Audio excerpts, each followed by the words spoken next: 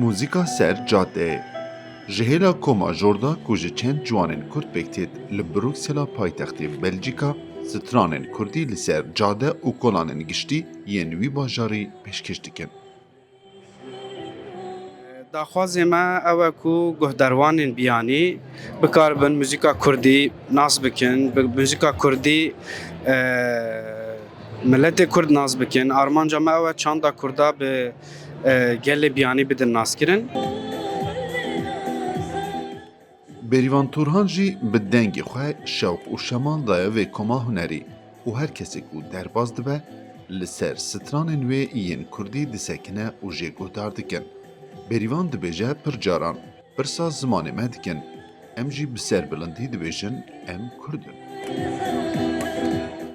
gelek kesten gelme û pirz dikin kavkîjan zimanê û em dibêjin ku Kurdî ye gelekî kêfa wan tê û cana hine dibêjin me naz nedikir û zimanekî gelekî xweş e em jî dixwazin êdî guhdar bikin. Kesin biyani veke geştiyar demalber van stranên Kurdî derbas dibin, balawan tê servê koma hunerî û wiha nêrînên xwe tînin ziman. Bruksel içinde böyle bir grubu görmek. Medinava Brukselê de komeka wiha dît, ji bo me tiştekî pir balkêş bû. Em wekû Azerbaycanî cudahiyê naxin navbera birayên me yên Kurd û Türk de. Em spasiya wan dikin û bi guhdarîkirina wan pir kêfxweş bûn. Bêger jinek ji Rojhilatê Kurdistanê ye. Wiha xuyatge ku pir hestiyar bûye bi bihîstina stranên Kurdî li nava Brukselê de.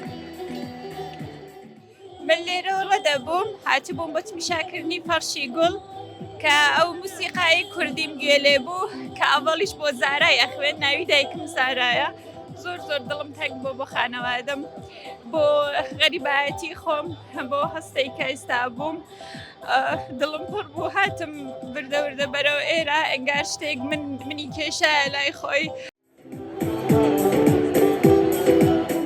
Huner beşek giringe di nava gelên cihanê de ku herkes dikare pênaseya xwe pê bike.